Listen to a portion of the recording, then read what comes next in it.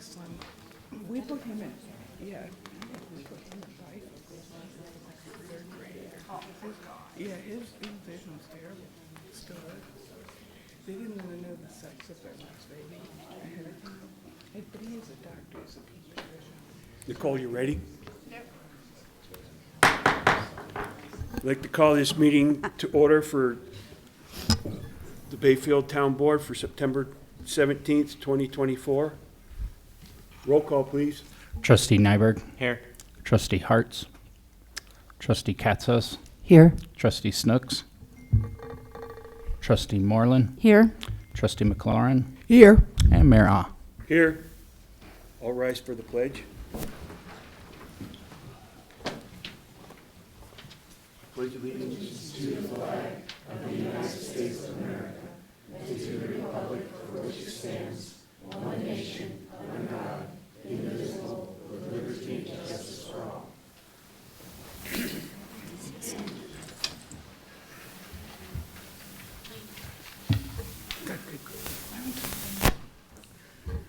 Does the board have any conflicts of interest? No, Mayor. No, Mayor. Okay, first up will be the general public input.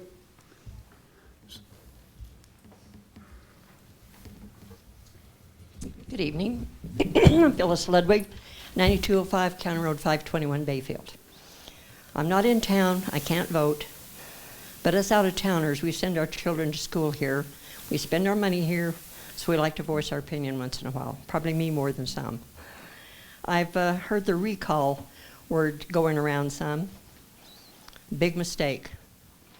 This is a new town board. They're trying their best, and I'd advise nobody to sign a recall. I've been coming to these meetings since 1965. I have never heard such an outcry of bull. You're doing your best. I think we should support what you're trying to do. You ask people why they moved here. For the small town feel is what 95% say. And what's happening to our small town? It's disappearing. And I think some people should realize this, find out what is being done in the open, and some things not in the open. I will not support a recall petition for anyone. I'd advise everybody in town not to do it either. Thank you.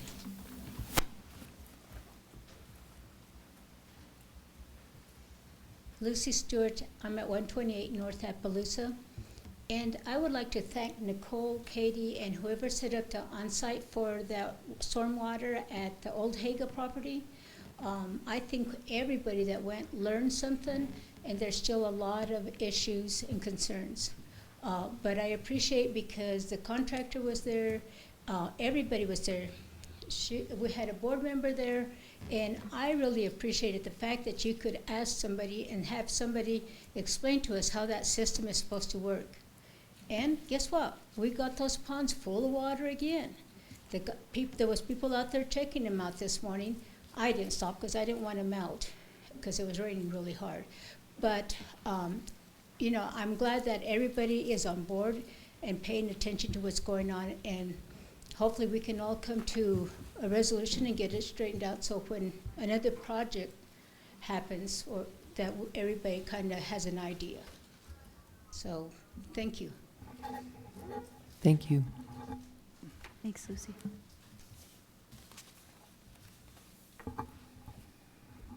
Any other public input? Okay. Moving on. First up is Cinnamon Heights Developer Part. Approve agenda. Approve the agenda. No, I always miss that one. It's in a weird spot. It is. Next up is approval of the agenda. Mr. Mayor, I'd like to make a motion that we approve Wait. the agenda. Check your notes. Yeah, I had sent an email earlier suggesting that perhaps someone make a motion to move item 9 in front of item 8 so that the board might receive some sort of context and legal opinion in advance of the rest of the agenda. I would make my motion with rearranging the, switching 8 and 9 agenda items. I'll second. Got a motion and a second. Any further discussion? Roll call. Trustee Nyberg, Yes. Trustee Katsas, Yes. Trustee Moreland, Yes. Trustee McLaurin, Yes. and Mayor Ah. Yes. Now, next up is Cinnamon Heights Developer Partner Contract. Yes, and well, this is loud. Spoke with the town attorney today. He's been working with the the developer's attorney on the contract, and got some comments back today that he would like to have some time to address with the developer's attorney before finalizing a contract. And so I believe he would like us to continue this to the October 1st meeting to give us a chance to finalize that contract with their attorney and the developer. That is correct. It's a fairly extensive construction contract that I had made some suggested changes to. We sent that along to Silver Mountain. Their attorney has reviewed it. She sent me her suggested changes back today. I haven't had a chance to fully review it. I'd like to be able to review it and also review it with your staff before actually presenting it to you on the next board agenda. But again, we'd like to get you a contract that is complete and has been reviewed so that you can review it with confidence that it is the contract. Well, I agree. Yeah. So shall we table it? Oh, we need a motion to table. No. But Yes. I would like to have a discussion about it before. Yes. I'd like to make a motion to table item 2A, developer partner contract, so I'll that s- we can review and Attorney Goldman can. We just have a Have the date of changes. October 1st, which is your next meeting. Of Decide. October 1st. I'll second. Got a motion and a second. Any discussion? Roll call, please. Trustee Nyberg, Yes. Trustee Katsas, Yes. Trustee Moreland, Yes. Trustee McLaurin, Yes. and Mayor Ah. Yes.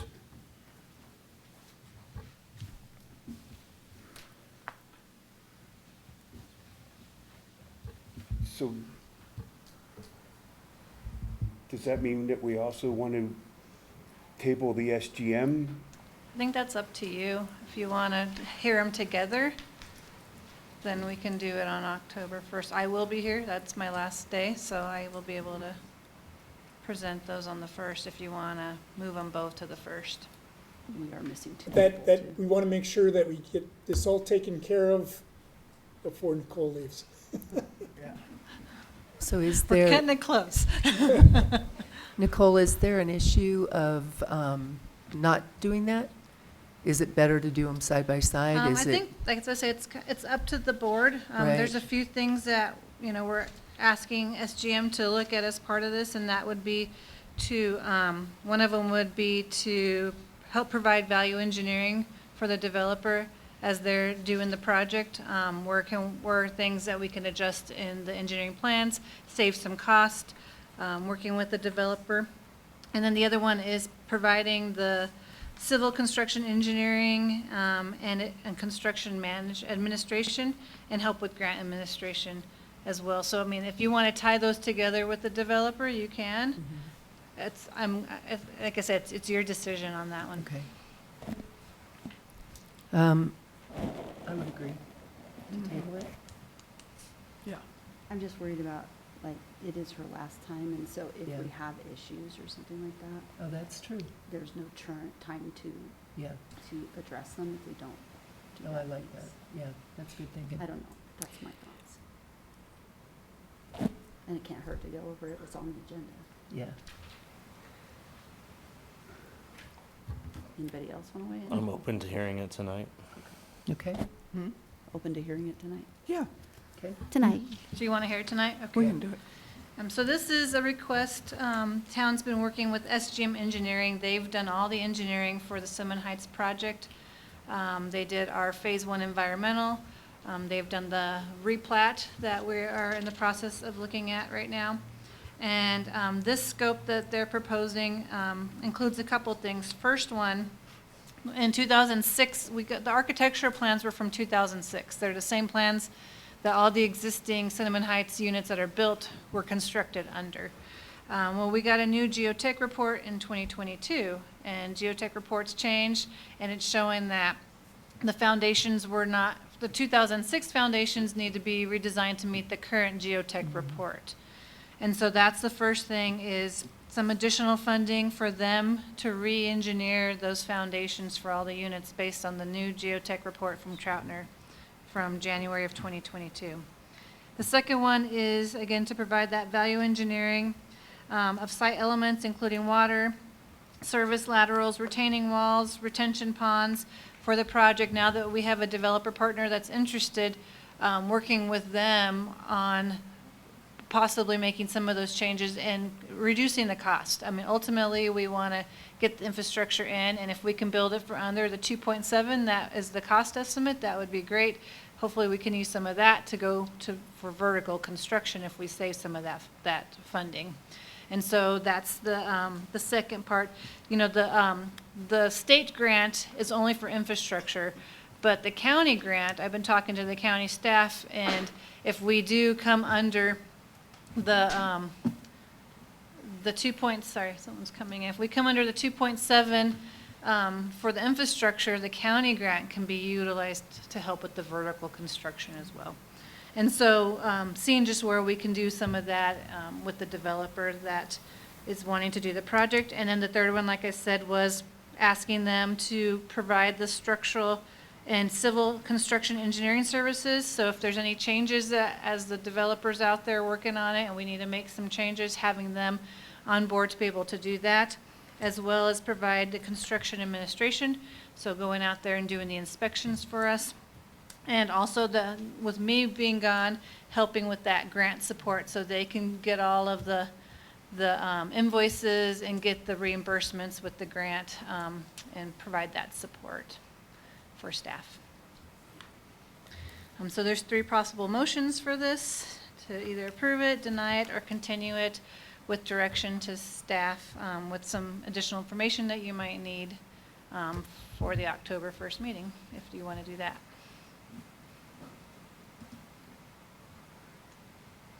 Any question? And I know Catherine, she's on Zoom if you have any questions for the engineer as well with SGM.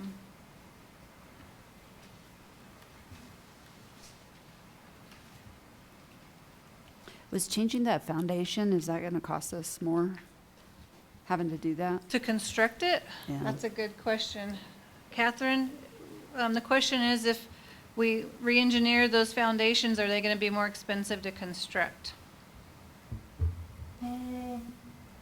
Most likely, yes. We're hoping that we'll still be able to construct shallow foundations despite the deep foundation recommendations in the report. If we cannot fit bulkier, bigger, shallow foundations in our site limit and have to go to like a deeper pile foundation, yes, that'll definitely drive up costs of construction. So why would we choose to do shallow over the recommended deeper one? To save money, mostly. Also, been talking with a lot of contractors in the Bayfield area who, despite similar recommendations and similar soil conditions, it seems like a lot of buildings in Bayfield are built with shallow foundations.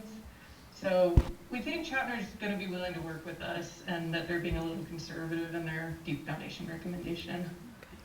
So I think if we can find a middle ground of just a bulkier, a bigger, shallow foundation, heavier duty, deeper, shallow foundation, that we'll be able to get their approval. Thank you. I just know from some of the older homes in Bayfield, I just know when a friend of mine was looking at a house across the road from me, it wouldn't qualify for financing because the foundation was inadequate. Now, it was old. It's an old house. But That's a little different, though. it is different. Yeah, well, that's it'd just be a terrible thing to build a house on a foundation and then find out that it's not adequate. And so Catherine, I want to reiterate, we're not trying to say we're not going to do what the geotech report is. There's other ways to build a foundation that's adequate beyond just what their proposal was, and you want to work with them to come up with other solutions. Okay. That's correct. Yeah, we're definitely gonna build, we need Troutner Geotech on board to sign off on whatever the final design is. So we'll be meeting with Troutner, meeting with the contractor to come up with the final solution. And you're completely right. We don't want to cheap out on these foundations or these buildings and leave anybody in a lurch. So we're trying to bring these 2006 designs up to 2024 standards and make sure that we leave behind a very sturdy, strong building for the next, 50 to 70 years, hopefully. People will be living here.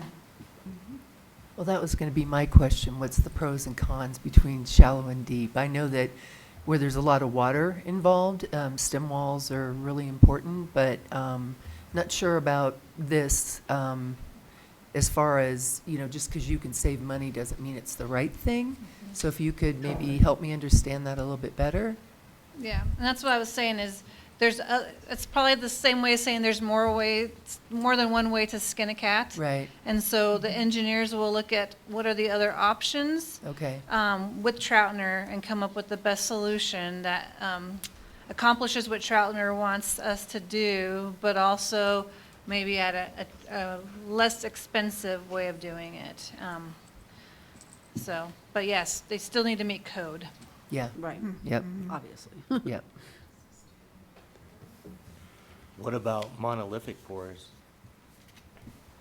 Did you hear that, Catherine? Did you? No, sorry, can you repeat? He asked about monolithic pours. For a shallow foundation or for a deep foundation? Shallow. Because if you do the monolithic pour, you don't have to have the foundation. Because it's just a slab of concrete.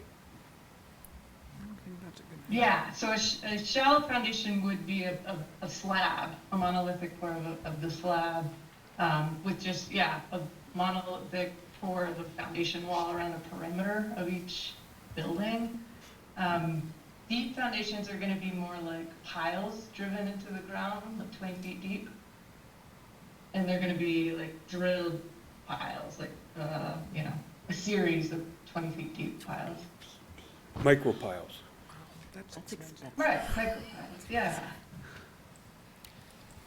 And what about groundwater? I know Mesa Meadows has issues with water in their crawl space. How does these affect I that? don't know if Cinnamon Heights gets water in their crawl space. I couldn't answer that. Yeah. I was just thinking of the other side of the 160. Do they? Yeah. The mayor there's- says they do. There's some over there that do, yeah. Yeah.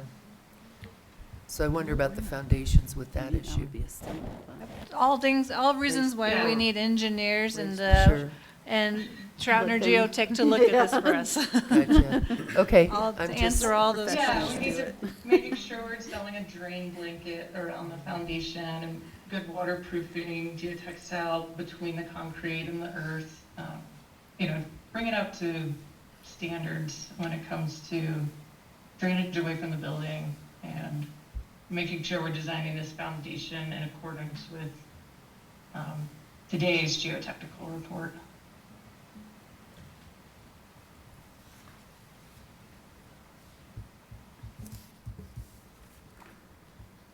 I don't have any questions. I don't either. I'm kind of happy with Yeah. what they're doing. Wanna This- make the motion? Mr. Mayor, I'd like to make a motion to approve the change order number 3 contract with SGM and direct the town manager to sign the contract. I'll second. Got a motion and a second. Is there any further discussion? Roll call, please. Trustee Nyberg, Yes. Trustee Katsas, Yes. Trustee Moreland, Yes. Trustee McLaurin, Yes. and Mayor Ah. Yes. Next up is the liquor license renewal for Ipa's Hotel and Restaurant. I've reached out to community development and the police chief and got no negative feedback to renew that license. Is the applicant here? Probably work. The applicant here. Applicant, no, and they're not required on renewals, just new ones. Does the board have any questions? No? Guess I have one. How does the hotel fit into that? Yeah, I wondered about that. So she could own hotels in any part of the state of Colorado, doesn't necessarily mean it's here. Yeah, that's just the way the state groups those together. Okay. That's a great question for the Department of Revenue. You just gave everybody cause to be concerned. What hotel? Or wish. And then they also Or wish. they also categorize it into city or county too. So, like the Taco Boy one, for example, we had to reclassify that into city for their new one.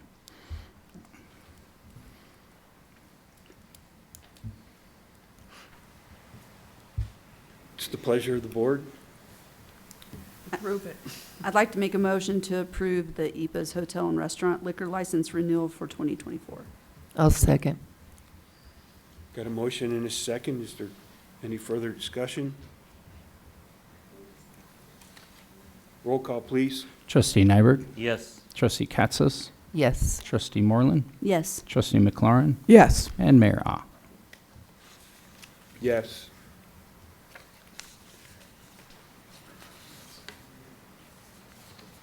Next is a public hearing and presentation for ordinance 505 agricultural zoning. We lost Nicole. Where's the boss?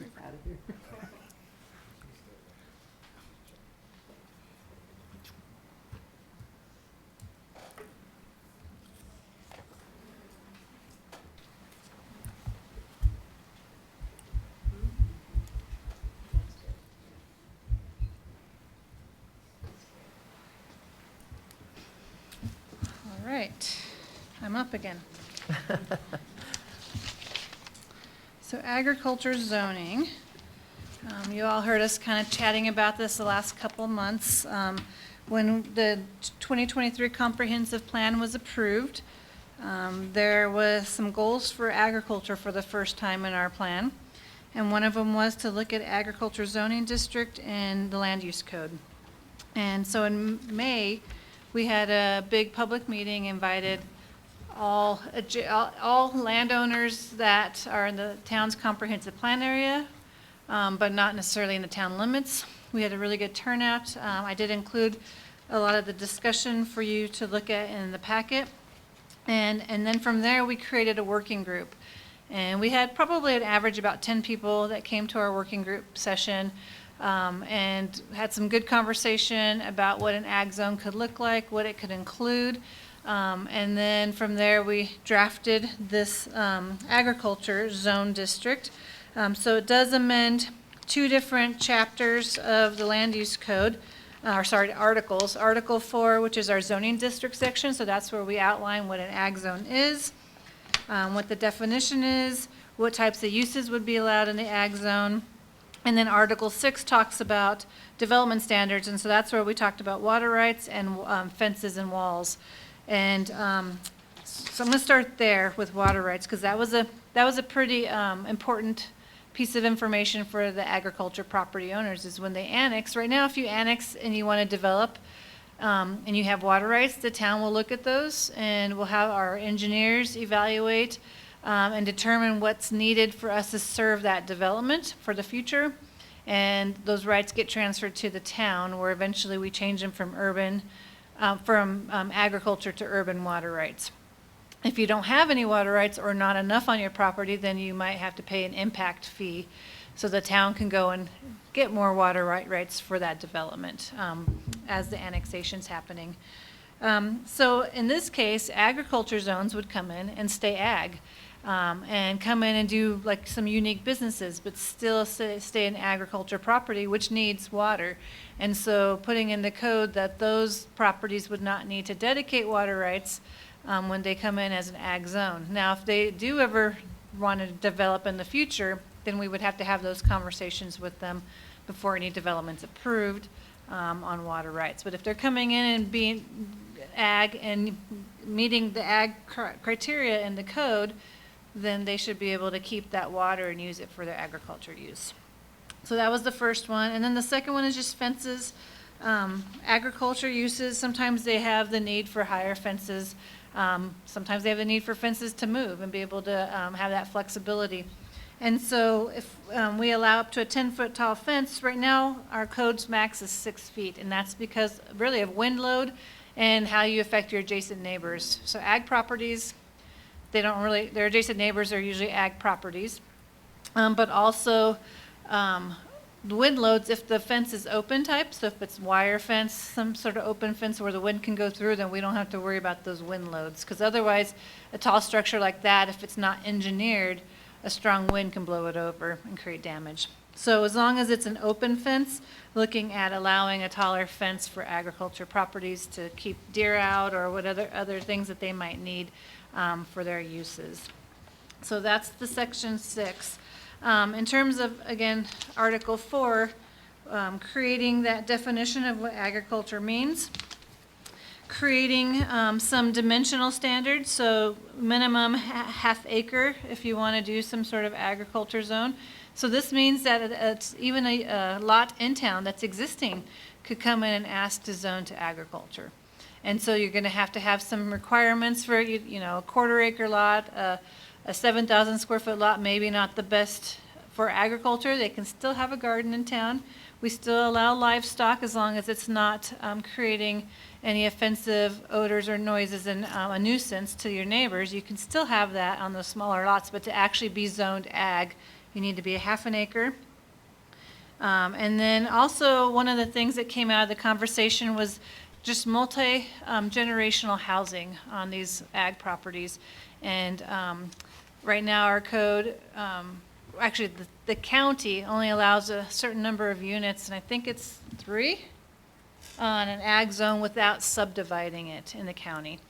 And so we were looking at, well, what if you had multiple children, you wanted them to be able to come back and be able to live on the property without breaking it up, without having to subdivide your family's farm. And so looking at, well, if you have property, you should at least have about 10,000 square feet per unit that you want to put on there.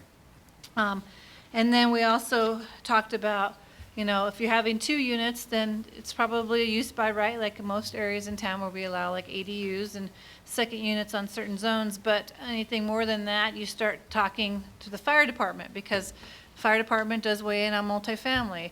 And we have to start looking at, you know, if they're connecting to utilities and how that's going to look with multifamily, and shared driveways and things like that. So if it's 3 or more units, we want it to be a use by review, which would come to the Planning Commission so that the Planning Commission can review it with their use by review criteria, and make sure that we're bringing in other agencies like the fire department into that conversation. But if it's only 2 units, then again, we consider that single family duplex, and it's a simpler process to do that. And so that's really what we use that next table, the matrix table, which has all the different uses in town, all the different zones in town. And this is what I use when someone says, I want to do this on my property. And I'll look at this matrix and say, okay, you can do it, but it's either, you know, it's by right, or it's a use by review, which goes to the Planning Commission. And so we created a section just for agriculture. You have sales-oriented uses, service-oriented uses, production-oriented uses, event center, arena, and mill, and feedlot and dairy. And feedlot and dairy we originally had as a permitted use, but the Planning Commission felt that they would want to see, especially, I mean, if it was smaller, they weren't as concerned, but if it got to a big size, they wanted to have some level of criteria, which we do have, the use by review criteria, that they can just work with the applicant on. So the Planning Commission recommended that change to a use by review, so that's what changed that to an R. And then behind that table, we have the different use categories. And so we created one for agriculture, which just shows it's divided up into the same categories: sales-oriented, service-oriented, and production-oriented. And so examples, those are the uses that would be permitted by right. And then you have accessory to that, and then uses that we would not allow in the ag zone. So again, a lot of different pieces when it comes to writing a new, creating a new zoning district for the land use code. And so what I attached to your packet was the comments from the meetings. I did a red line version, and then you have ordinance 505, which is a clean version if you're inclined to approve the ag zone. The Planning Commission did hear this at their last meeting on September 10th, and they did approve their resolution 24-7, recommending the Board of Trustees adopt the land use amendments to Article 4 and Article 6, adding the agriculture zone with the findings as stated in alternative action A above.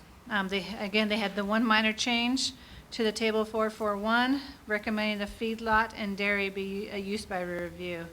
And I already made that change reflected in the ordinance if you are inclined to adopt it. And with that, I'd be happy to answer any questions that you have of staff. Well, first of all, I think this all looks great, and I'm happy we now have an ag, or we will have an ag zone. I think that that's really important. I just want to remind the board that this is a public hearing. Oh, thank you. And you may want to consider hearing from the public. Yes. Thank you, Katie. Sure. Any questions for Nicole? Okay, I'm going to open it up for public comment. Teddy? I spent a year and a half in Vietnam. Besides the blood and the guts, it was noisy, and my hearing is ruined. And you guys got up there and mumble and grumble around like a bunch of little children, and I can't understand a word you say. Talk into your machine, maybe turn up your volume a little bit. Let me hear what's going on. What's the purpose if I come to these meetings and I can't understand a word nobody says? Show some respect. That's what I say. I did my part. Now it's your turn. You have a certain responsibility as a lawyer to see that they obey the rules that pertain to handicapped people. Am I right? Do you know some background in that possibly? Yeah, I know you don't work for me, you work for the city, and you're gonna have, but you know there's something there, and it should be. Yeah, no, your point is well taken, and we should speak up and so that you can hear. I say it every time I come down here, and it don't do any good. You know, I don't know why I voted for a bunch of guys that can't talk. Absolutely no public speaking ability whatsoever. I learned from a Baptist preacher. And not everybody's that fortunate. But I don't know, can you guys hear? No, your point is well taken. It's hard to hear. It's hard to hear, you're right.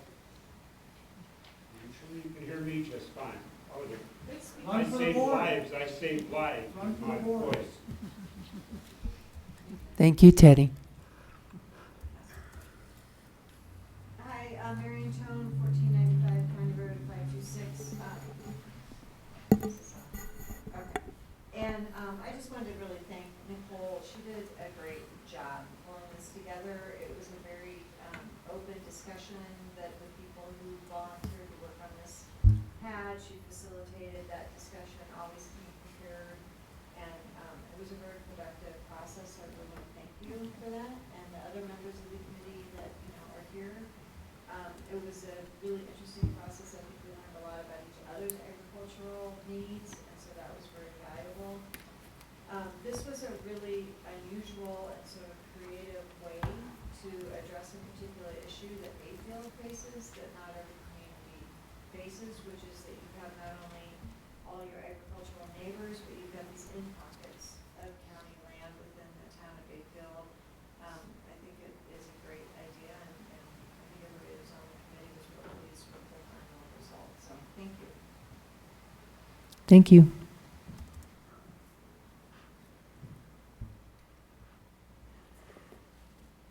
Is there any other public comment on this issue? Well, this isn't Wait, name and address. Oh, sorry. Linda Abbott, 224 Star Crossing, Bayfield. This is probably to the previous about the foundations. And We're having a public hearing on the Oh, ordinance. can I speak? I can't speak to it. I just Go wanted ahead. to say that I live in Sunrise Estates, which is just behind Cinnamon Heights. And I know for a fact, I'm one of them, and two of my neighbors, and I believe one other, we do have water in our crawl space. And I spent thousands and thousands, close to $10,000 trying to deal with it.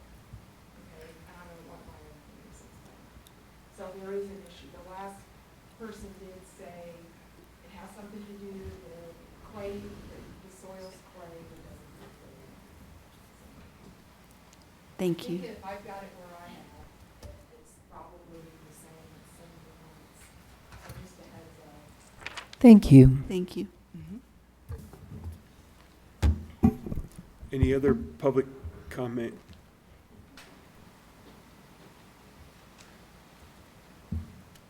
I'm Bucky Ransford, 612 Louisiana Drive. I was part of the work group with Nicole on the ag zoning, and I just want to let you guys know that I think that it's really good that you do those kind of things, where when we're looking at doing something with the town, bringing in those work groups and allowing us to have an input and kind of create some of that instead of just you guys doing it or the town doing it. And Nicole did a great job. I urge all of you guys to really consider adding this. I believe that agriculture is a huge part of Bayfield and its history and the Pine River Valley. So, and I think that we need to protect that. And what you guys are doing as a town is helping us to do that, because I think that Platte County is trying to hurt some of that with their codes. So that's it. Thank you. Thank you. Thank you, Thank sir. you.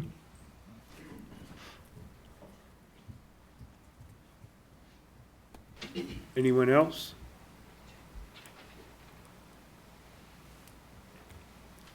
Close the public hearing on that, on the agricultural zoning. We going to discuss the lighting?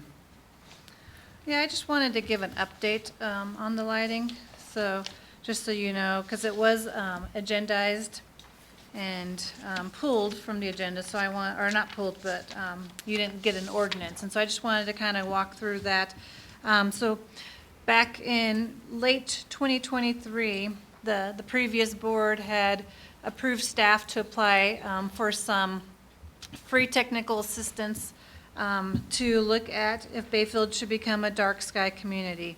And so the town was, there's 4 communities each year that are chosen, and the town was chosen to go through this process with, from the State of Colorado Tourism Office, Dark Sky Certification Mentor Program. So we got a mentor, and we've been working with a mentor. We did a star party back in, I think that was May also, yeah, in May. We did a star party at the library, so the library partnered with us on that. And then we have been working with, we've been doing light meter readings, and I'm happy to report that Bayfield meets the criteria for a dark sky community. We meet the light meter readings for a dark sky community. And so then as part of that, they provided us a template from another community similar in size to ours. It's a dark sky community for a lighting ordinance, and we just kind of looked at it and tried to adapt it to Bayfield. One thing that I kept out of it, so I did draft an ordinance for the Planning Commission to consider, and if you want to look at it, you can go look at the Planning Commission packet from last week. But one thing I did leave out right away and said maybe as you know the next staff comes on and works with the board and the Planning Commission, you can maybe implement it in the future, was what's called amortization. And that is you give every resident, every property in Bayfield 5 years to all come into compliance with dark sky. And that's tough, especially because we don't have code enforcement. And that was my biggest concern. And so I was just looking at new construction moving forward and how do we protect the night skies that we have right now with all the new construction coming in. The Planning Commission had a good discussion about it. I think there were some concerns with just the process in general, dark sky community regulations, and being too much for the town of Bayfield. concerned with putting that type of regulation on the new construction coming to town. And so we had some discussions about, you know, did they want to continue it and maybe have further discussions, have a workshop with the board? What were some of the things? Do we want to just look at commercial right now and not residential? So there were some options thrown out there, and I think right now the Planning Commission decided to deny it and look at in the future of maybe looking at commercial possibly in the future, or really scaling back a lighting ordinance. And so they're not opposed to looking at a lighting code, but again, they just felt like the dark sky type lighting code was a little more regulations than they wanted to see in the community. So my recommendation, just because you guys didn't get a chance to see it now, is maybe in the future do a work session with the Planning Commission, kind of talk about what you might want to see for lighting once you have a new staff person and once it becomes, you know, a priority for the community, and then open those discussions up again, and even maybe do some outreach. Or, like Bucky said, a working group where you have some community members that can weigh in. So there's a lot of different options that you can do moving forward if you want to continue down this process. But right now, with the Planning Commission denying a regulation, I don't bring it to the board. You know, you take a step back and kind of reanalyze that. And so that's why it's not in front of you tonight. But I just wanted you to know that the conversation did happen. Thank you. Well, also part of that was that the dark sky regulations were also, that we had in front of us at the Planning Commission, was in conflict with the building code. I don't know if that's 100% correct. I did a little bit of research on that. One of the planning commissioners was concerned that that could be an issue with safety of the building. So building codes have lighting requirements for public safety. And he was concerned that the dark skies would not provide that same amount of lighting for safety. I know the dark sky community has worked closely with the codes and the engineers, so I didn't have that information in front of me, unfortunately, to be able to answer his questions. But I've done some research since, and I haven't found any conflicts yet, but that doesn't mean they don't exist. We would really have to dig into it in more detail. And I just surfacely did some web research on it, so I would have to, you know, somebody else would have to come to you with a lot more detail, and possibly even having our building inspector that can kind of look at it with our building codes that we've adopted. So that is a concern. We just didn't know the answer, if it is or is not in conflict with the safety requirements of our codes. Well, it's a shame, because here's a picture. This is what our country used to look like with lighting in 1950. This is what it looks like now. This is how much light pollution is in our country now. We're very fortunate to live in Bayfield. I don't know how many of you sit out at night and enjoy our night skies. I do all the time. And you know, this is a recent map of our country. So just to be aware. And then also the cost is only about 4% more. And then the safety factor with dark sky lighting is regular lighting sends the light out, but dark sky lighting sends the light down. So when you're thinking of security and protection, it's better to have a dark sky you know, light versus the old standard lights. And then you also don't bug the heck out of your neighbors. So hopefully we can revisit this. Yeah, and I think, like I said, I think at that point we would want to do a code comparison. What's the building code require? How would the dark sky lighting meet that? I think one of the concerns was maybe you need more dark sky lighting in order to meet what the building codes require. Again, I don't know that specific. You would have to have someone do more of a comparison. But just my initial research is they have worked with building codes to try and make sure that they're not conflicting with them. Yep. But somebody would have to dig into that more. And the Planning Commission wasn't against it. Right. But they were concerned with the regulation. With how it was being implemented and if there was conflicts there and that type of thing, and they wanted to make sure that we were doing this in a responsible manner. Yeah, so I do So it's encourage not you off all to the table. revisit it, yeah, in the future. And you have a draft ordinance, so you can kind of build off that and work off that. Something's been drafted that you can take and kind of make it what you feel it needs to be. Well, thank you for pursuing that, Nicole. Who would initiate a work group like we did for the agricultural zoning? Who would get that going? Probably the person who replaces me. Something that, if it becomes a priority for the board, then you can ask them to look at that as part of their workload.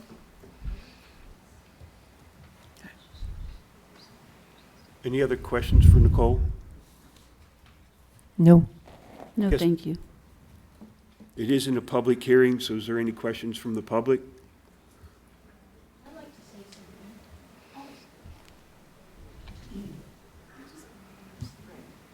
This is Stuart, 128 North Appaloosa.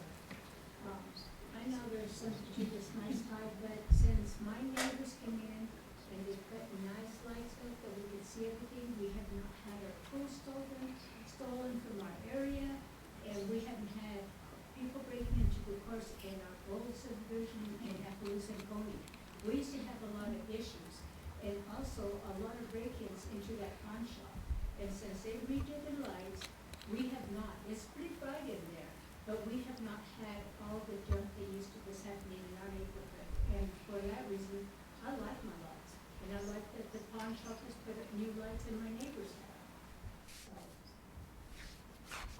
Thank you.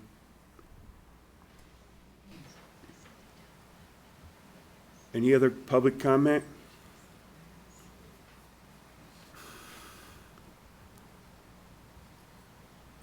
Okay, I'm going to close the public hearing on that. Next up is Chief Evans of Upper Pine Fire Protection District.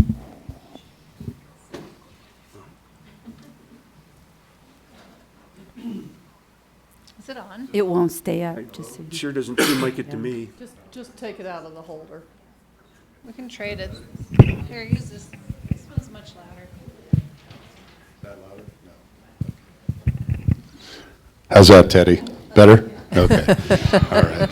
So I'm Chief Evans. I'm the fire chief for Upper Pine River Fire Protection District, 515 Sour Drive, Bayfield, Colorado. So first of all, Nicole duly noted on the night sky. The lighting package is being prepared right now for our fire station and urgent care clinic.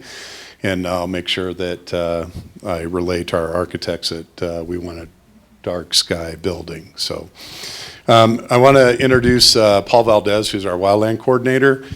He's going to talk to you real briefly about why we're bringing this community wildfire protection plan in front of you for your approval or at least for your consideration. And I'll turn this over to Paul Valdez. Thanks, Chief. So hopefully most of you received by email the a copy of the wildfire protection plan, and maybe had a chance to peruse through it. It's long, I know. Let me give you an idea why we have decided to propose a CWPP for your approval here in the town of Bayfield. A lot of places are burning now. Communities are experiencing catastrophic fire that haven't in the past. I can go through a long list of them, several in Colorado, Front Range, Marshall Fire, was that November 31st? Unbelievable. Many in California, the Paradise Fire, the Camp Fire in Paradise, California, leveled that town. And there's a long list of others. We would like to be prepared here in the town of Bayfield. The CBP essentially, as you have hopefully kind of took a peek at, has a lot of information in there. It talks about beetles, trees, vegetation, et cetera, et cetera, et cetera.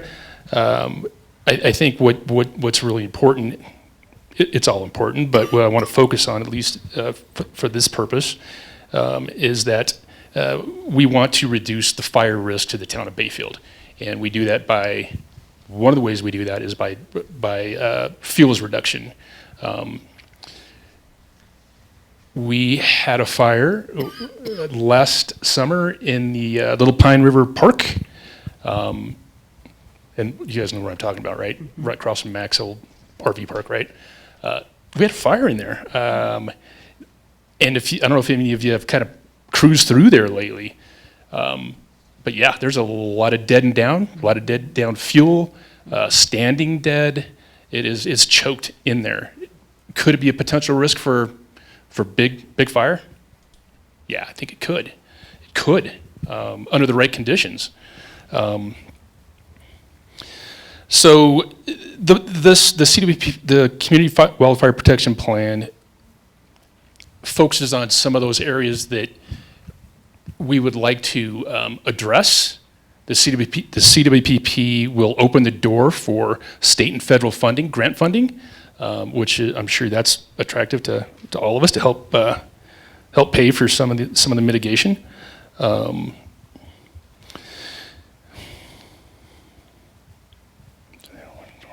Bear with me a sec. Not a great public speaker.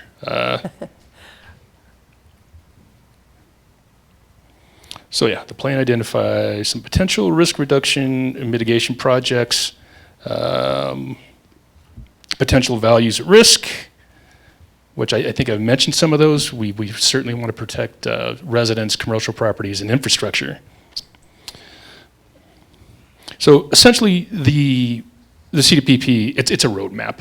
It indicates goals. We've indicated some of the goals in the CWPP.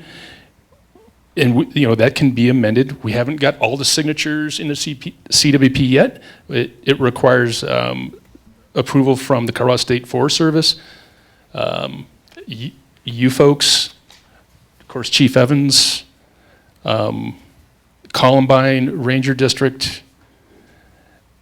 So they're all going to take a look at this and critique it and give us their inputs and feedback, and we'll amend appropriately. So, Chief, am I missing anything? I know I am. Okay. So essentially what a CWPP is, it's the key that unlocks a lot of state and federal funding. And the reason that we're in a big hurry to get this to you right now, we probably could have waited a few more months and refined this a little bit more. One of our French interns actually prepared this CWPP for us. So it took a little while to make sure we went through and fixed all the English errors that were in here. And then, but there's a federal grant that is open and it closes on October 15th or October 20th. So it gives us about a month to write the grant to address some of the things in this CWPP. And we'll take care of the grant writing. We'll be the grant administrator for it, but it'll just bring hopefully some state and federal dollars into Bayfield to kind of clean up some of these areas where it may be budget constraints for not being able to do that. Certainly, it's going to take a couple weeks to clean up the Little Pine River Park and get that manicured a little better. And then certainly some of the risk that is along County Road 502 is also listed in here. We've had fires that have happened down on Buck Highway. We've had fires that have happened over on 519, 510. And certainly in the spring, when the winds blow from the northeast to the south, or from the northwest to the southeast, there's always risk that any fire that starts on the west side of 502 is going to blow embers into the town of Bayfield. And if you get a chance to, I would tell you, if you're not about the beetles and the flora and fauna that are in this report, read the first page and read probably the last 5 pages. And the last 5 pages are about what we want to come in and do from a mitigation standpoint, some of our goals and objectives for that. There's a lot in there about the fire risk, but one of the things that's kind of a new risk, so you've seen some of these towns burn completely down, especially up in Washington where there's big box cities, and even down in Ruidoso where some of the big box stores burn down. A lot of what causes that is ember casts on the top of a membrane roof. And we have, in the CWPP, we've actually cataloged all the membrane and flat roofs that are in Bayfield, that if there was to be an ember cast into the town of Bayfield, it would probably take the whole town.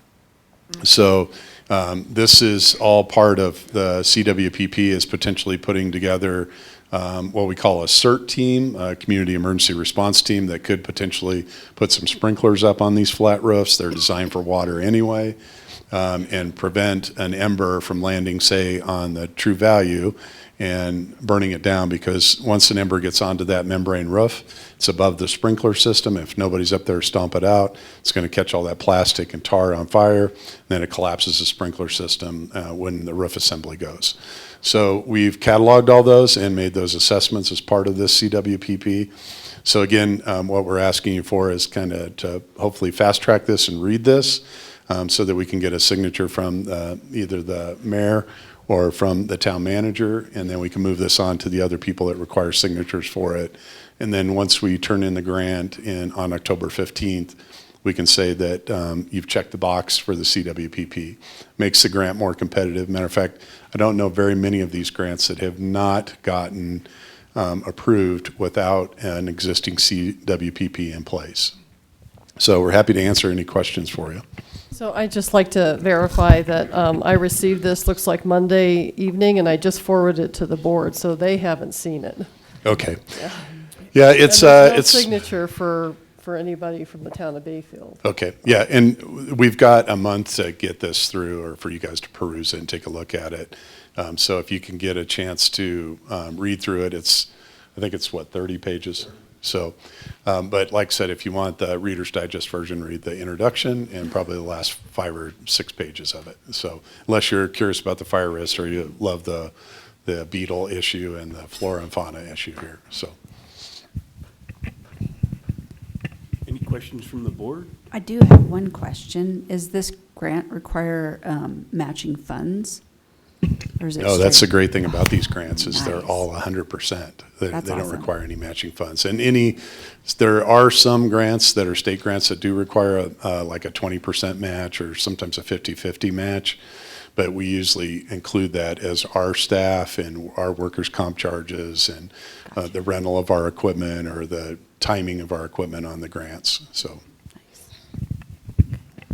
Well, I'm really pleased that you guys are being proactive and looking ahead and seeking this grant opportunity. I think it's excellent. We have enough information to know that we need to protect ourselves better, so. I do have one other question. I know that insurance has been a problem. It's becoming a bigger and bigger problem. And I know it's starting out more in our forest areas and our agricultural areas, not so much in town yet. I say yet because that can be a possibility. Will something like this help that piece of it at all? Do you think? It does. And I would tell you right now, the cancellations on insurance have been in the north end of the fire district. Mm-hmm. And I would tell you, we take probably 3 of those calls a week from homeowners saying, hey, my insurance just canceled me. What can I do?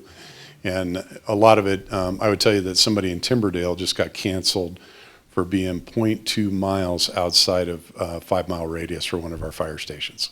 And that's drive time.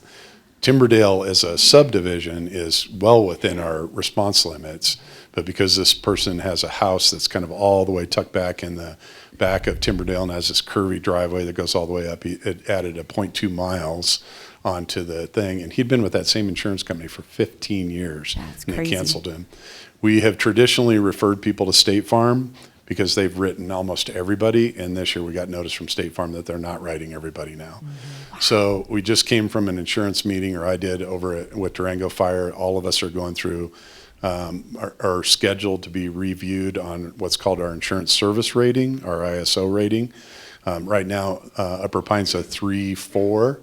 That's a pretty good rating for a rural fire protection district. Los Pinos will go, I think, next week, and then Durango's going in November. Will probably be re-reviewed in May. And they take into consideration everything from your staffing to your water. And we will at some point have to come over and talk with Public Works and talk about the water system over here, the storage capacity. Those are all calculated in the insurance ratings. And then the ISO, or VERSIC is the group that owns ISO now. They give that information to the insurance companies to set the rates. So the better your rate is, then the lower your insurance rates are. Right. So we did annex, some of you may know we annexed about 5 miles up to mile marker 114 at Yellow Jacket. The fire district annexed into our Archuleta County. And the reason we annexed into Archuleta County is we had 4 or 5 ranches over there that were, one of them was trying to be sold. It was a $5 million property, and wasn't being too truthful. He kept telling the buyers that he was in our fire district, and it fell out of escrow twice because they're not in the fire district. And we finally brought him in as ag property, and he was able to sell the property.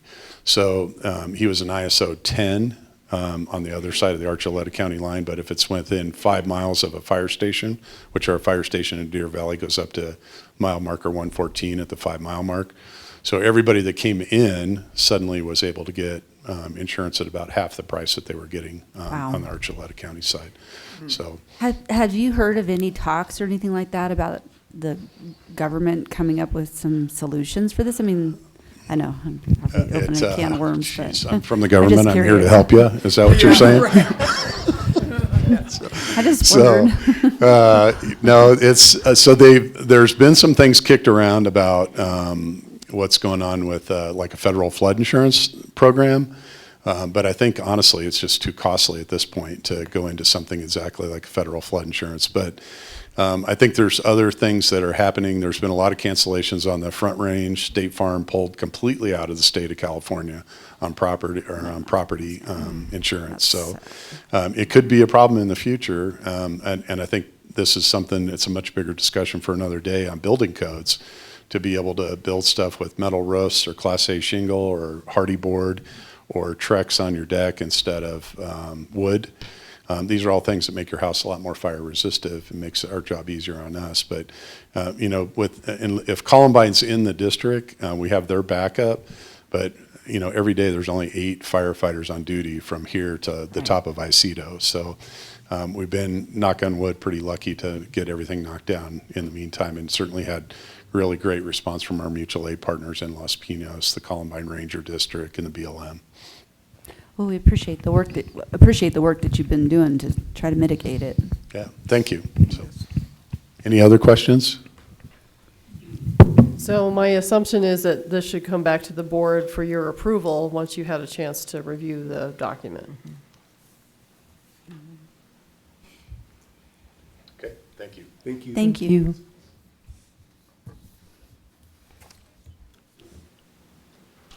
Does the public have it?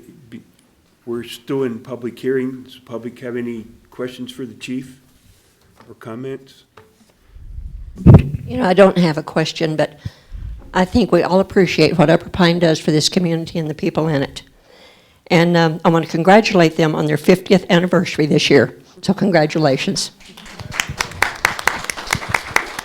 Another point is the Buck Highway. Chief mentioned that.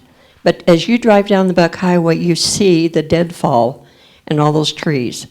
I don't know if that's private land or town land or what, but those people that live there only have one way out. If that ever catches fire, we're going to lose some people besides buildings. So I think the Buck Highway should be considered, and I don't know, get some of these people that need to do community work out cutting up wood or something, hauling it off. Thank you.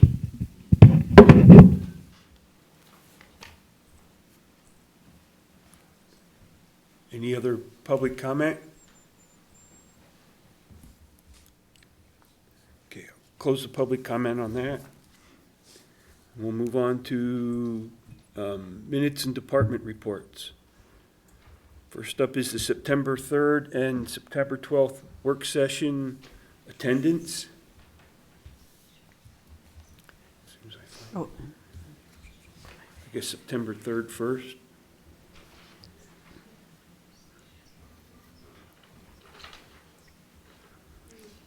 Mr. Mayor, I motion to affirm the work session attendance for September 3rd and 12th. I'll second. I have a motion and a second. Any discussion? It's here, just. Roll call, please. Trustee Nyberg? Yes. Trustee Katsas? Yes. Trustee Moreland? Yes. Trustee McLaurin? Yes. And Mayor Ah.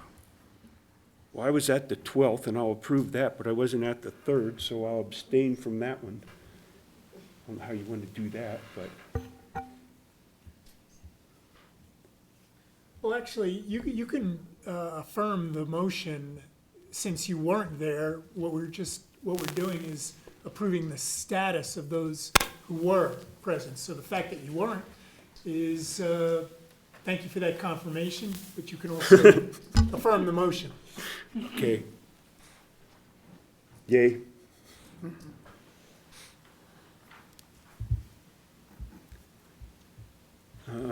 Next up is the September 3rd minutes. Mr. Mayor, I motion to approve the regular meeting September 17th? No, it's the third. No, it says the 17th there. I No, thought it's it the should be the 3rd. Sorry. 3rd. It's okay. Let me do that again. Mr. Mayor, I motion to approve the regular meeting September 3rd, 2024 minutes. I'll second. Have a motion and a second. Any discussion? Roll call, please. Trustee Nyberg, Yes. Trustee Katsas. Yes. Trustee Moreland, Yes. Trustee McLaurin, Yes. and Mayor Ah. Abstain.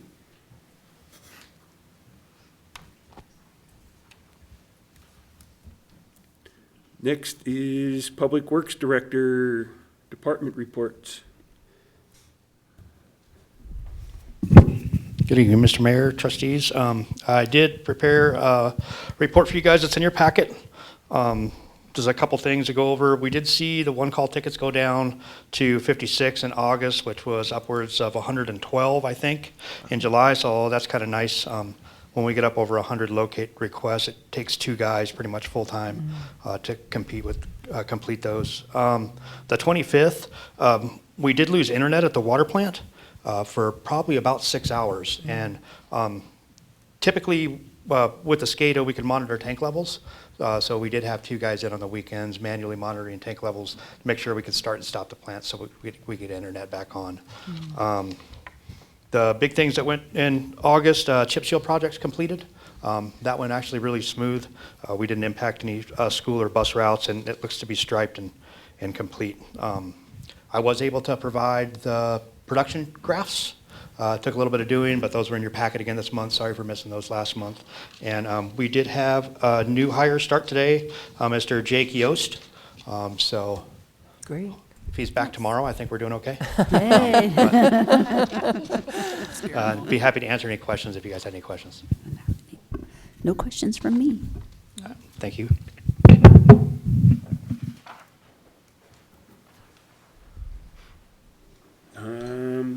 Chief of Police. Good evening, Mayor, Board of Trustees. Busy month for us in August. Our calls for services have steadily increased over this year, but that's due to us actually properly documenting all of our data now that we're part of Spillman. So we're able to get and obtain all of our data. And then our SRO has been extremely busy at the schools. So we've been taking on an influx of calls lately. Recruitment, we have one open position for an officer. We are advertising it now. Officer Lee is now off field training, so he's out and about. So please do not speed. He's been pretty active lately. You'll get a ticket. And Officer June has been moved over as our first detective. So she's been doing. We have been getting a lot of internet crime lately, and so she's been dealing heavily with that. I've been helping her, but she's doing a tremendous job getting all the search warrants, subpoenas, everything done. So she's doing above and beyond what I expected for her just to have 1 month under her belt as a detective. She's doing a phenomenal job. Great. If you have any other questions about what we're doing, please, I invite anybody to stop by our department and see what we've kind of changed over the year, see our new dynamics inside the building and everything like that. Our cars are now outfitted to meet state and federal law, so we are in compliance with everything now. Any questions? I don't have any. Nope. Nope. Community Development Director. Yes, so I'm doing this a little bit early. Normally I like to provide you end of a quarter report, but this is my last report for you, so I wanted to kind of give you a snapshot of where things are right now before the end of the quarter, which is the end of September. So, you know, we again, the Dark Sky Certification Mentor Program's completed. And so you have an ordinance you can continue to work through on that. We're still in the process of the energy performance contracting. I've turned that over to Josh. So he's going to be kind of the staff, since he's facilities anyway. He'll be kind of working with them to get that project to a point where they can come back to you for your consideration. The Growing Water Smart, we just ended that program. They gave us some really good tools that we can use to look at what our water usage is right now as a community, and then some public outreach that we can do, maybe put a website together and then track it over the years. So we have a database where we'll be able to track water usage as a community over the years and see how we're doing, if we can start putting out some drought, I don't want to say requirements, but guidelines for people, landscape guidelines, guidelines for how you can change out your fixtures in your home to make them more water wise, and then we can continue to measure that. So looking forward to seeing Bayfield do some great things with water conservation in the future. And then we also, this year, we did our ISO, which Chief had kind of mentioned. We are required to do that at the town level as well. We did ours in the spring, and we got the same score we did 3 years ago. We did it in 2020, and then this was 2023's numbers. But we, one is being the best score you can get. Usually a lot of metropolitan cities can score that high just because they have a lot of things in place. They usually adopt the highest, best codes that are out there.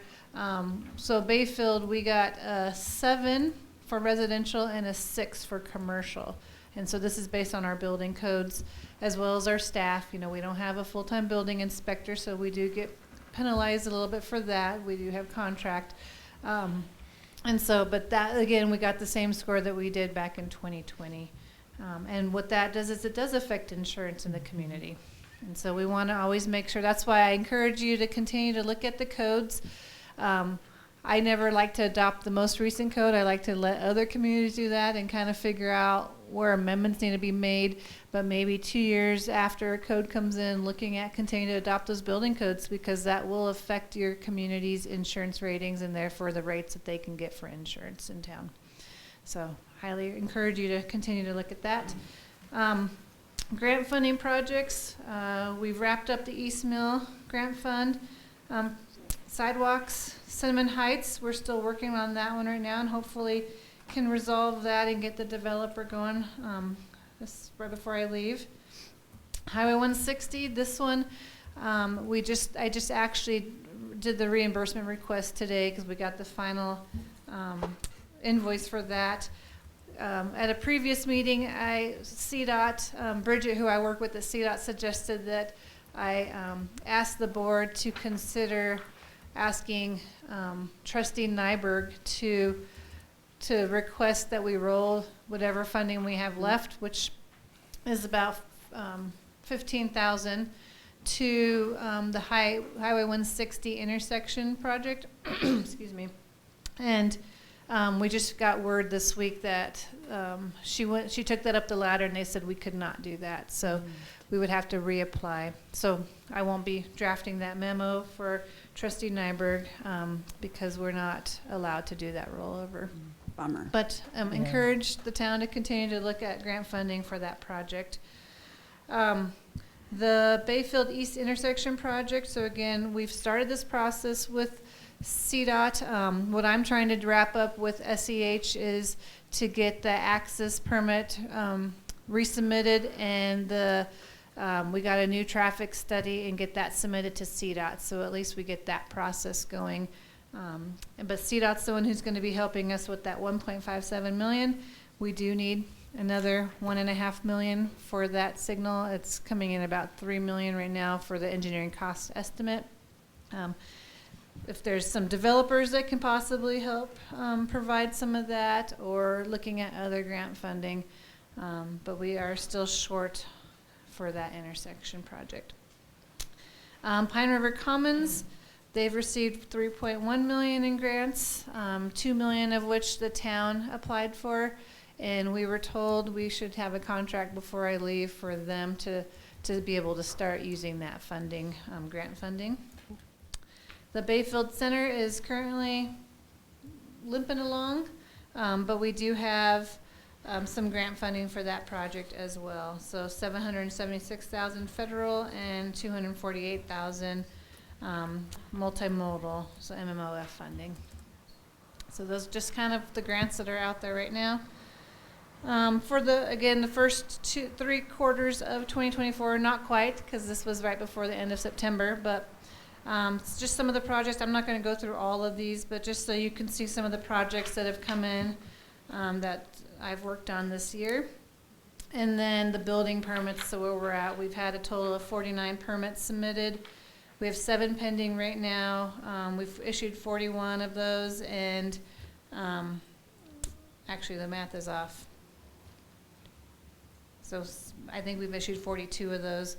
And then COs, we've issued 19 COs, or certificate of completions, to date.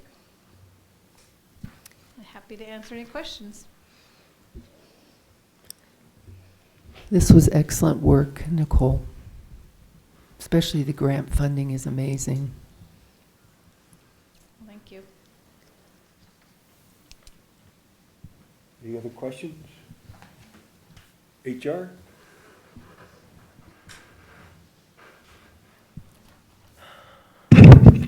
Good evening. All right. Okay, so this past month has been busy. I have been reaching out to several different benefits organizations. I met with one today so that we can have the best rates as well as the benefits for insurance for this upcoming year. I've also met with 2 payroll companies, and we kind of talked about that in the work session. So gonna talk to the leadership team tomorrow about a potential new payroll timekeeping system, and as well as potential onboarding, digital onboarding for our personnel files. And at the last work session, most of you were there, I did a salary survey, which was proposed 2 different options, either a 13% or 8% increase in our 2024 current wage scale. And so this would allow for a 10% or 5% increase for all staff, as well as a 3% merit increase for those staff that are at the top of their salary range. Let's see. In posting for the community development director position, we really didn't get hardly any applicants. We do have an interview tomorrow, but we have posted a planner 1 position, and actually we have a lot of applicants. So hopefully in the next couple weeks, we will have someone on staff. We do have a new hire. She is here today, Ginny Schoenfeld. She'll stand up and wave. She is our new utility clerk billing person. So if you call or you walk to the window, give her a welcome, whether you're the board or our community.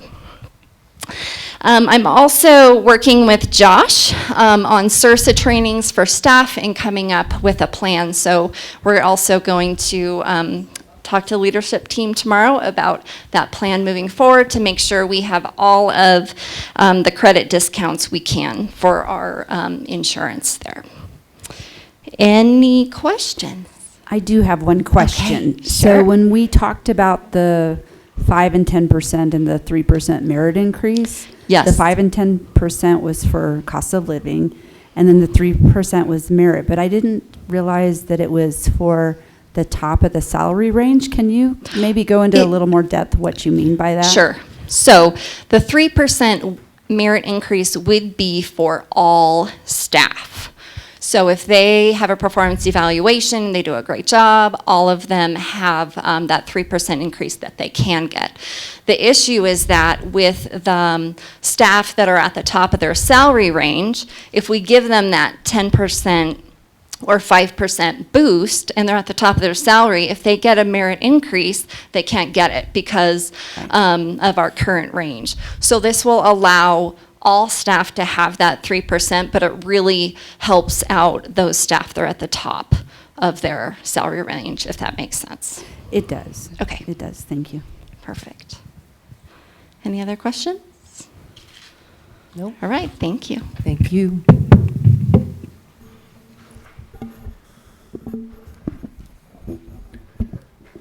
Moving on to the financial agenda. August 24 financial statement. Good evening. So the financial statement that you have in your packet tonight is an overview of the expenditures and revenue for August of 2024. At the end of August, 67% of our year has already lapsed.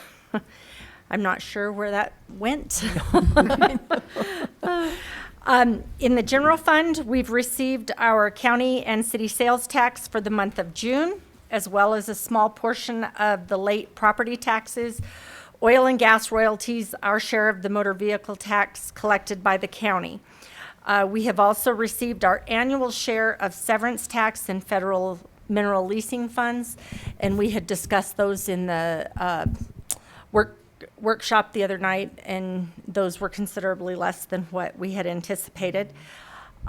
Reimbursement requests were submitted and payments were received for both the HIDA grant and the school resource officer for the first two quarters. $63,099 in capital improvement projects were completed in the general fund in the month of August. That included expenses for the parking lot curb stops that you'll see out here in the town hall parking lot, the Mesa Park shade structure, and portable basketball hoops for the recreation department. You'll also see in the senior center operations a reallocation of utilities, electric, water, and sewer expenses that were reallocated into the correct accounts. We separated them from the Parks Department. And so in the general fund, the fund is currently approximately $89,000 expenditures over revenue. But however, I've explained every month, sales tax in that fund is always 2 months behind. So we are not concerned. The sewer fund is trending as expected. If you do question the expenditures over revenues there, it is due to the fact that utilities are collected in arrears. So we have billed, we just haven't collected. We'll always be at least 1 month behind in the collection of utilities. In the stormwater fund, you'll see that we have completed our initial billing. It doesn't show any income yet because we haven't collected utility bills yet, but you will see some income into that account next month. The water fund is trending as expected. Penalties and interest are still trending high. The bulk water station is a little less than anticipated at this point. And the same as the sewer fund, we're behind a month in collection of utility bills. In the street fund, we've received June's city sales tax, HUTF, and a few dollars in right-of-way fees. This fund is currently $670,000 expenditures over revenue, but this balance is due to a lag in collection of sales tax and grant reimbursements, along with capital improvement projects that were meant to spend down the reserves in this fund. And as usual, all the funds are seeing computer hardware, software, internet being on the high side. Total interest earned this year from our Colo Trust account, or this month from our Colo Trust accounts, was $45,480. And that's all I have for that, unless you have some questions. Trustee Katsos did ask me last meeting about in the sales tax reports what was included in the rec and hospitality. So I did include in my report that there are six categories. One of them is called other services, which includes like auto repair, pet grooming, any other miscellaneous business that doesn't fit into a particular category. The rec and hospitality that you asked me about includes Airbnb, VRBO, and our local restaurants. And then finance and leasing includes auto leasing, satellite television companies, and online apps and pay-as-you-go telephone, cellular telephones. Wholesale and retail is exactly what you think it is, just wholesale and retail. Manufacturing includes various coffee, soda, soap companies, vehicle accessory companies that manufacture their product and sell them. Utilities and constructions are various utility companies and construction that sells a product. And our sales tax is still moving in a positive direction, and that's... Thank you for getting that information for me. I appreciate it. Absolutely. Questions?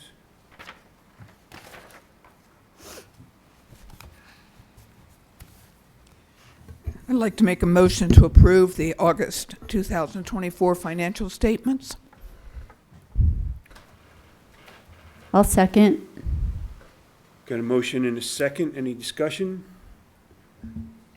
Roll call. Trustee Nyberg? Yes. Trustee Katsas? Yes. Trustee Moreland? Yes. Trustee McLaurin? Yes. And Mayor Ah. Yes.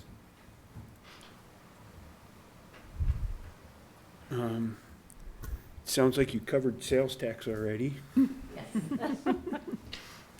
Two birds in one stone. There we go. Senior Center ramp replacement.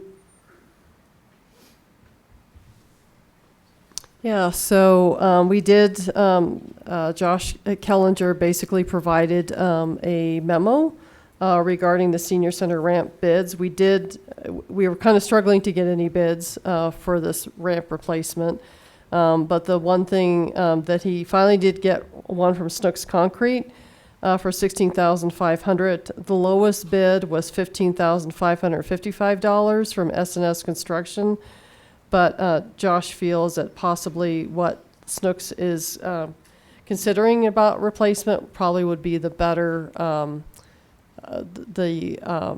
vendor that we asked that you award that to. We do have funding that for items that were not purchased in the general fund that would cover that. Are they recommending Snooks because of how they're constructing it? Is that? I'll let Josh speak Thank to you. that.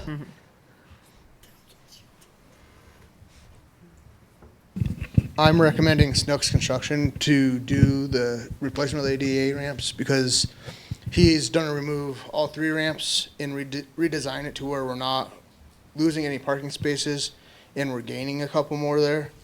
And Mike has a really good hand on how he wants to do it and is more than qualified to meet the ADA standards.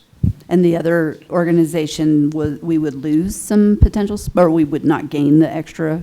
We wouldn't gain any extra parking spaces possibly. They would just pull and replace what's there.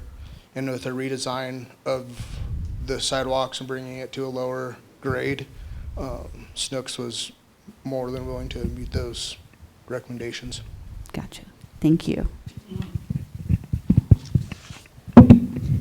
Questions? Nope.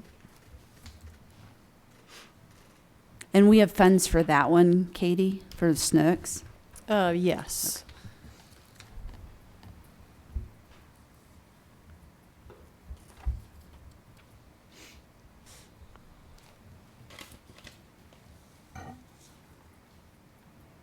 Mr. Mayor, I'd like to make a motion to award Snooks Concrete the contract to replace the ramps with ADA compliant ramps at the senior center in the amount of $16,500. A second. Got a motion and a second. Discussion? Roll call, please. Trustee Nyberg, Yes. Trustee Katsas, Yes. Trustee Moreland, Yes. Trustee McLaurin, Yes. and Mayor Ah. Yes.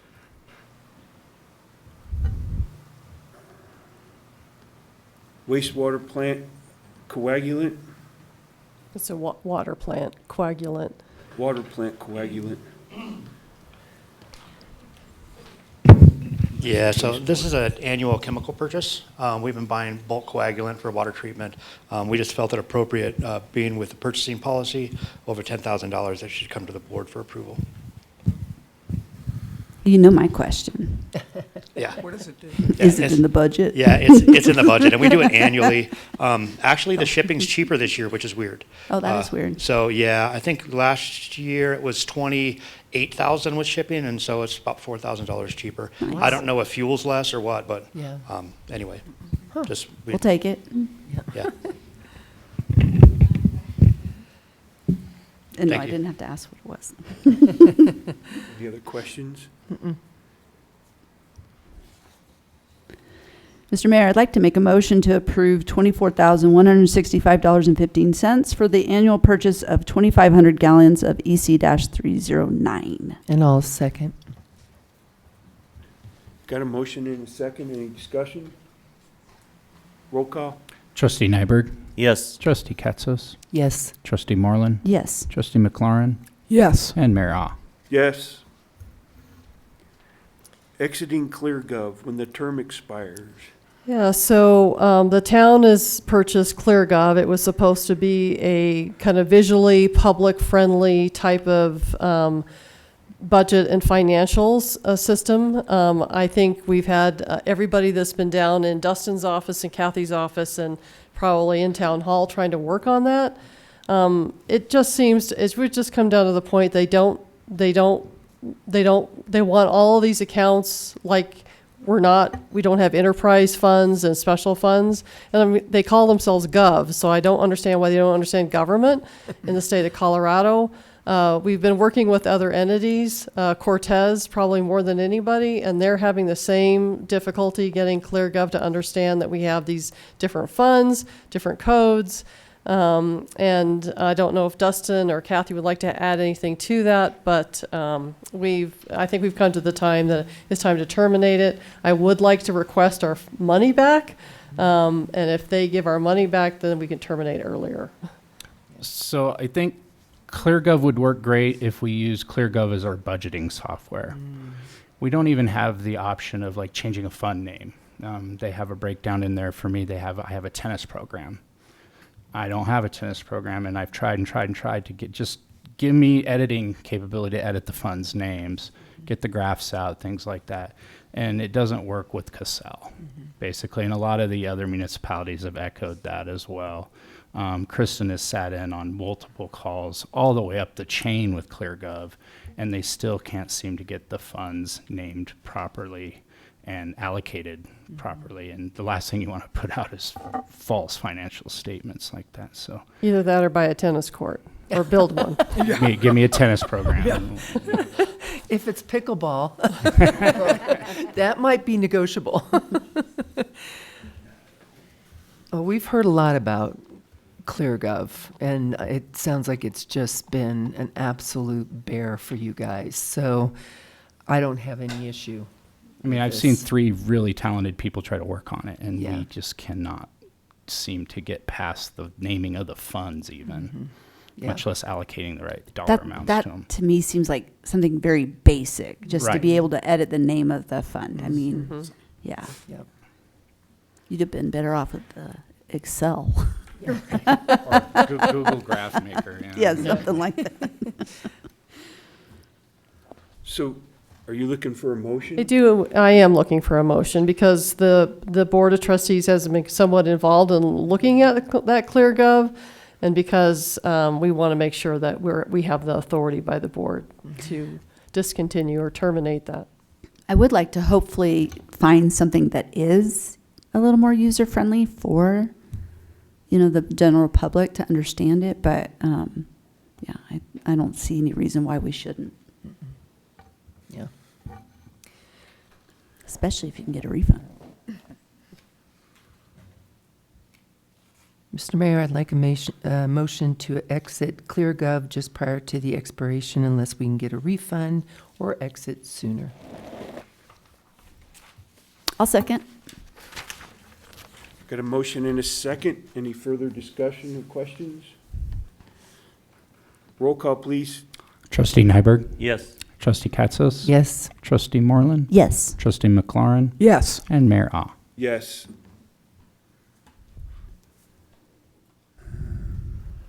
Moving on to the action agenda, reliable solid waste service contract.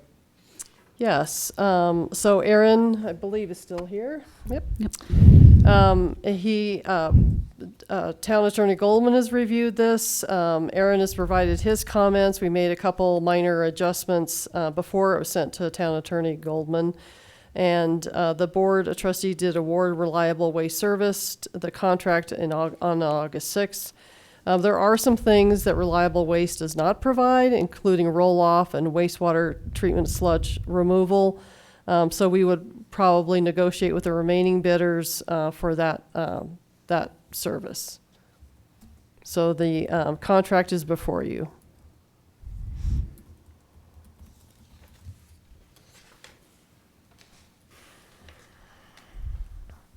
Questions?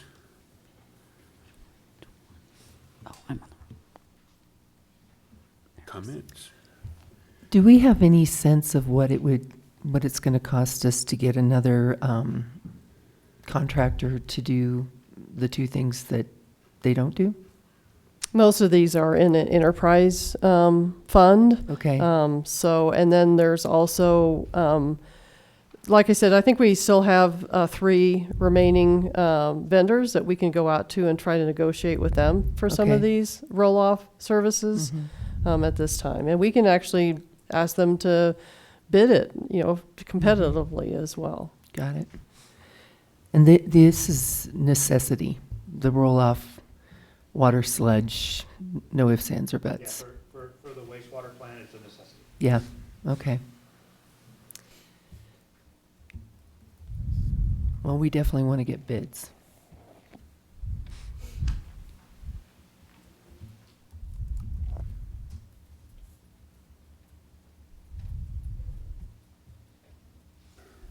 Preference of the board?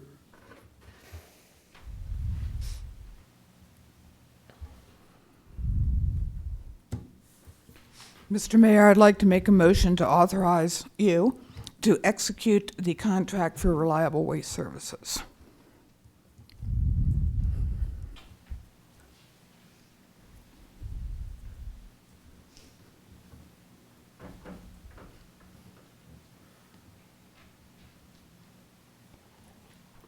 I don't think I'm comfortable seconding it until we find Me or too. determine the wastewater sludge. I would agree because we could be out of luck and cost the town a lot of money by not having these two together.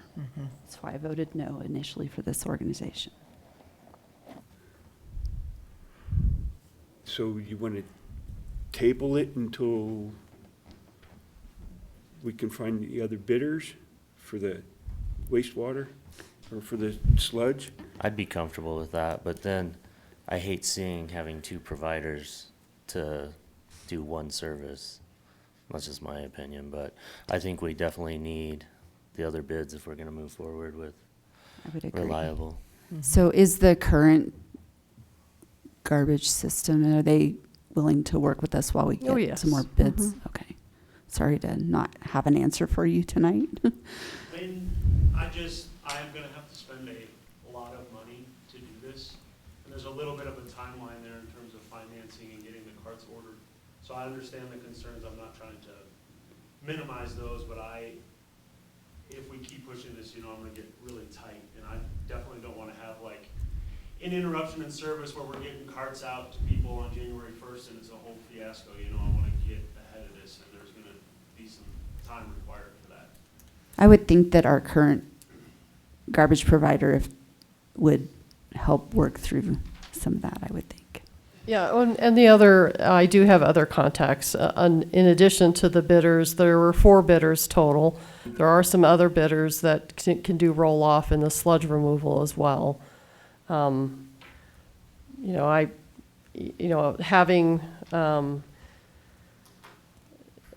we have multiple vendors and doing other things. Right. I'm not so worried about that. I just want to make sure that the prices are in line, because what if they're not? What if And they, so what would you do if they're not? we'd have to rethink it, I would think. Yeah. I feel like we need to be fiscally responsible about this, so understanding what the whole cost is, I think, is necessary. So, But I understand that you need, like, time Right. is of the essence for you. Would it be possible that we could maybe get some additional bids prior to the next meeting, or is that cutting it too close?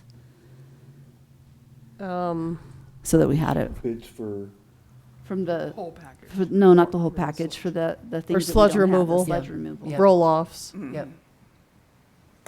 I can't do a competitive advertised bid if that's what you're asking. That's just not No, possible. I was thinking just go back to the ones Yeah, that I we can go have back to the ones that we had. and see if they could And get us. there are a something. couple others that are in this area. Yeah. With the, I mean, that's probably the closest we could get. I mean, like, yeah. We have to be fiscally responsible for the town's money, so. I can just say that the roll-off providers I've talked to are chomping at the bit for that business. I bet. I don't think you guys are gonna have a hard time, getting competitive rates. I mean, Durango Trash Panda is just about ready to do it for free, he wants it so bad, so. I understand, it's just my world is trash, and I know the players in the game, and they want in on this, so, I don't think it's gonna be a concern, but I can see from your perspective, you're looking at those line items and you want them spoken for, so. Yeah. I don't like it, but I understand it. Sorry. Yeah, and that's why we did due diligence just before we got to this contract. So we already had confirmed that we had Mhm. something in play. It might remind the board that, again, this board did award the bid on August 6th to Oh, yeah, that's a month. this contractor. We have worked with the contractor through the contract based upon that awarded bid, and that's what's being presented to you today. I hate going back and forth. Well, I do too. I'm just, it's one of those things where that wasn't included, that cost. So,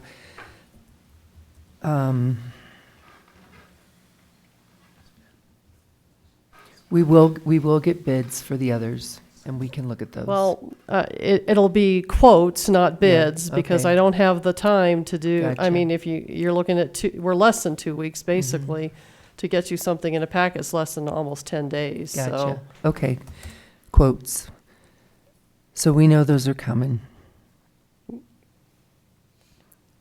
Well, I think since we've already awarded them the contract, we need to go forward. Yep.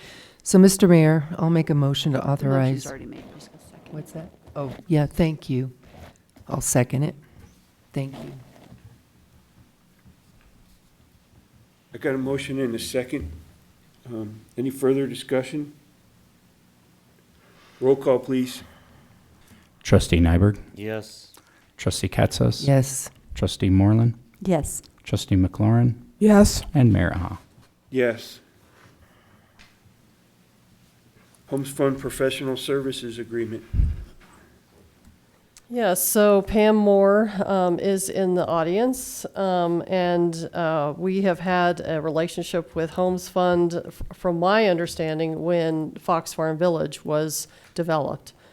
So there has been a longstanding, Habitat for Humanity is the developer of Fox Farm Village. From my understanding, we had a long relationship with Habitat for Humanity.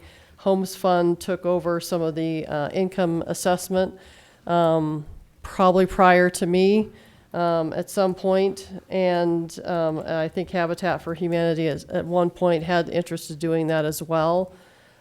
So when we started putting these agreements together, the thing is we have Fox Farm Village, and then we also have Pine River Commons, and we're going to have Cinnamon Heights at some point. in 2025 for income analysis. The requirements of the grants are probably driving in the agreement E and F, which is the Cinnamon Heights subdivision and the Pine River Commons subdivision, but it's not necessarily part of the Fox Farm, which we've been doing historically. So Pam wanted to put these all in an agreement. Actually, it makes it easier for town staff as well to have it all in one agreement. We did make a modification to the one area in Fox Farm Village is to kind of verify its services to the town of Bayfield to facilitate the sale, certifying that the buyer meets the definition of qualified buyer, but we don't do ongoing compliance. That's actually something that the HOA or Habitat Humanity would do. I don't know how much longer they're going to do that. I know we've had some conversations, but I have not been approached by them for probably a good year now. So, but we still continue to, we were asked and we comply with Habitat for Humanity's Fox Farm Village income assessment.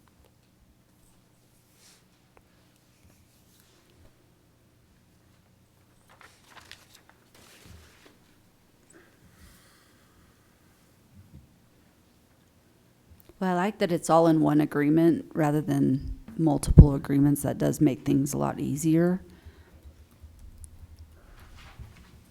And since we have a long relationship with them, I feel like, you know, that they're a proven quantity.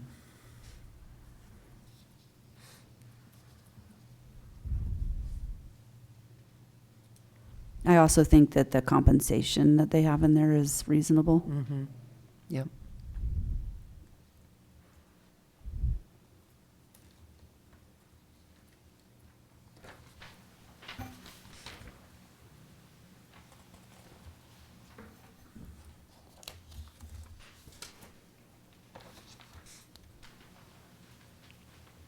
Mr. Mayor, I'd like to make a motion to authorize Mayor Ah to execute the professional services agreement with Homes Fund.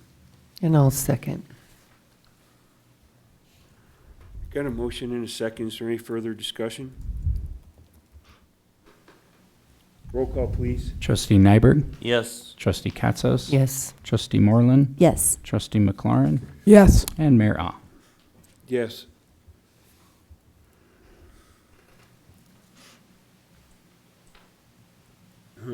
Next is ACH on call for temporary planning services. Well, we are going to interview a candidate for community development director. We have one tomorrow morning. Nancy Dosdale did temporary on-call planning services for the town of Bayfield before we actually had a planner. Actually, we had quite a bit of energy during the pandemic. And so we met a lot in here. We had big old spaces between developers, myself, and Nancy.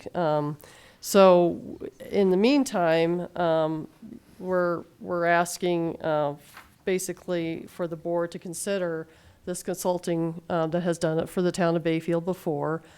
She is aware of Bayfield's codes, and we'll work with Nicole before Nicole leaves so that we kind of have that overlap of projects. This is not going to be somebody that's in the office doing iWorks or building permits or everything else. We're still figuring out that part as well, because there's still going to be some process. It's probably somewhat of thankful we're not getting ready to go into spring or summer, but it's still going to be quite a lift to figure out who's going to do that. That's why we were looking for a planner one, so that we could have that knowledge base of community development, land use codes, and basically to kind of get us through those next steps. Well, I recall being on the board and working with Nancy and SEH, and they did a great job helping us through when we didn't have somebody like Nicole. So I don't see any reason why we shouldn't rehire them at this point to help us. We're going to need that assistance. Mm-hmm. Yeah, Nicole's got a lot in the pipeline. And she has big shoes that we have to fill. Yes. And so I don't want any of the good work that you've done to lose traction. So if we've got to build that transition to protect all the good work you've done, I don't have a problem with that. For the board's edification, further edification on this, while I was LaPlatte County's attorney from 95 to 2008, Nancy Dosdale was working on the planning staff there and has lots of experience, knowledge, and great presenting skills. And as Trustee Moreland attested to, she previously worked on behalf of Bayfield in the past and is somewhat familiar with our codes and will easily get up to speed. She was the planning director. And she moved into the planning director role. Correct. I think it's really important for us to be able to have some continuity. It's sad enough that she's leaving, but, to have somebody that knows the town to make the transition smoother. So she'll be here before, during, after. I think it's important.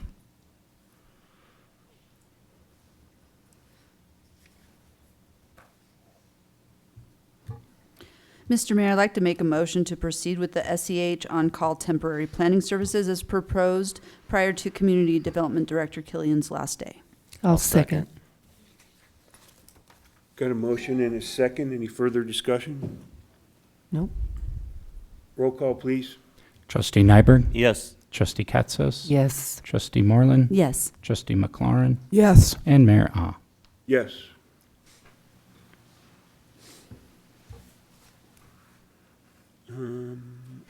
Ordinance 505, agricultural zoning. Mr. Mayor, I'd like to make a motion that we adopt ordinance 505, the agricultural zoning. Well, I did have a question, so I wanted to ask this when we had a chance, but I didn't get to.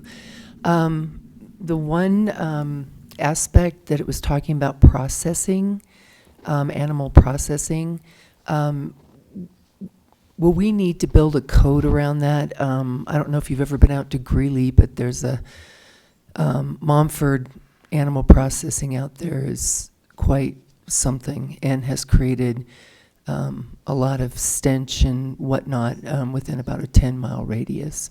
So I'm just a little concerned about the animal processing piece.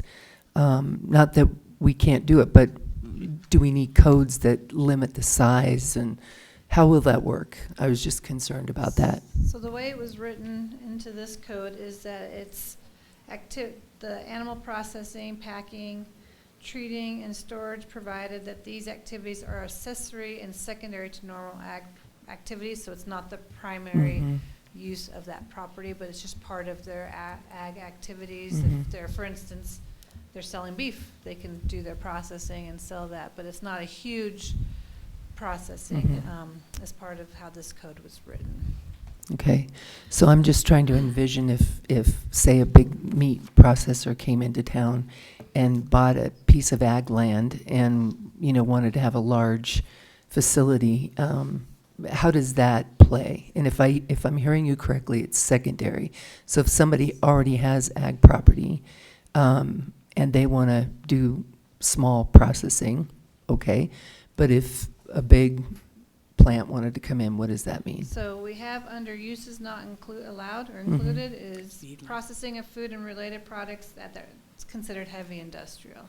Okay. So that would not be allowed. So again, this is more of just to help these ag businesses with the skill that they're at. Okay, that was the only thing I needed clarification around. So I will second it. Yeah. I got a motion and a second. Any other discussion? Roll call, please. Trustee Nyberg? Yes. Trustee Katsas? Yes. Trustee Moreland? Yes. Trustee McLaurin? Yes. And Mayor Ah. Yes. Resolution 628, land use fee schedule. So I didn't really touch on this one, but as part of the agriculture zoning, when an agriculture property annexes into the town, right now our annexation fees are quite high because they're really based on development coming into town. So right now they're $1,500 for the fee plus $50 per acre, and the deposit's $10,000 because there's a lot of back and forth water rights, water transfer, if roads. There's a lot of stuff that goes into an annexation agreement.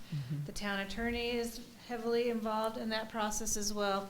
And so that's why we have such a big deposit, because we do go through that, through an annexation process.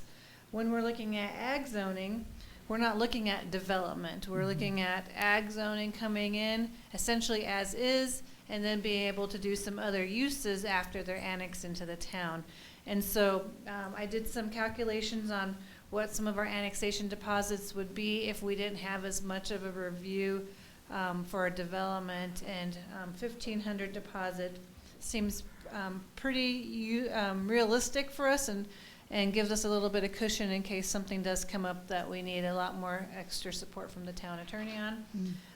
And then in terms of the actual fee, $400. So again, because it's not a big development project coming in and wanting to annex into the town. So that's the only change that is being proposed on the land use fee schedule, is creating annexation and zoning of agriculture property fee. Do we know what any other towns are charging for that? There's no other towns doing this. Really? Okay. So I've looked nationwide, and there's counties that have agriculture zoning, but nothing like what we're proposing to do at an urban level. That's what I think Marion had said, we had to be creative and come up with these ourselves because there was nothing really to use as a template. So this is just kind of a starting point to see how it does. And what I told our working group is, with me leaving, they need to take some ownership of this, and if it's not working and things need to be changed, that citizens have the right to ask to do text amendments. It's not just a staff level to change a code, but citizens can come and do that. And so if it's not working for them, and same with staff, if we start processing this and we realize it's costing us more, then we need to have those discussions. But this is just kind of something that we try to land on based on real numbers of past projects that I've done, and try to scale back the development pieces of it. But yeah, I couldn't find anyone that's really doing this. Well, I like the idea of us doing it and being able to potentially preserve our current agricultural community as a result. So I think that's pretty awesome. But so yeah, I don't have an issue with it.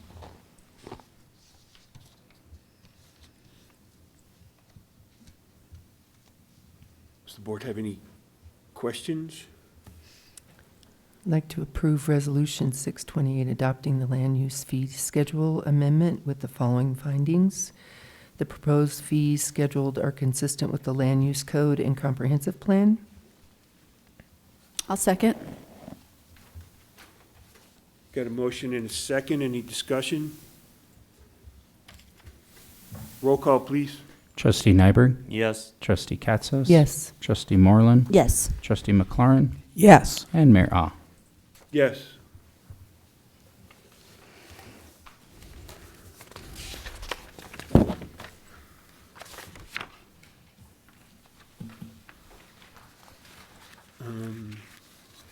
Next up is agenda item 9, executive session.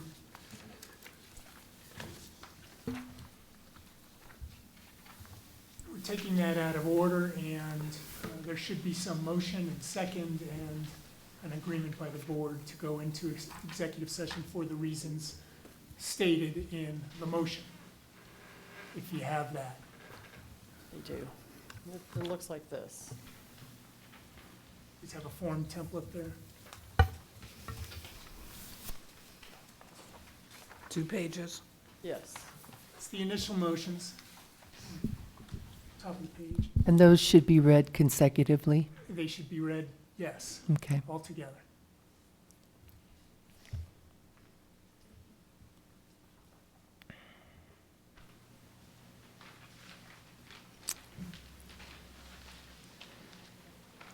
I move to make a motion to go into executive session for a conference with the city town attorney for the purpose of receiving legal advice on specific legal questions as to a personnel matter under CRS Section 24-6-402 BH or 4B. And I move to go into an executive session for determining positions relative to matters that may be subject to negotiations, developing strategy for negotiations, and instructing negotiators as to a personnel matter under CRS Section 246402 4EI. It's actually Roman numeral 1. Oh, I didn't, my bifocals. No, well Sorry done. about that. That's great. And that really is just one motion. Oh, okay. Okay. I'll second. Got a motion and a second. Any discussion? Roll call, please. Trustee Nyberg? Yes. Trustee Katsas? Yes. Trustee Moreland? Yes. Trustee McLaurin? Yes. And Mayor Ah. Yes. And to complete that record, the folks in attendance will be the folks that are the Board of Trustees, both myself, the town attorney, and Ms. Kim, HR director. Okay? Okay. Great.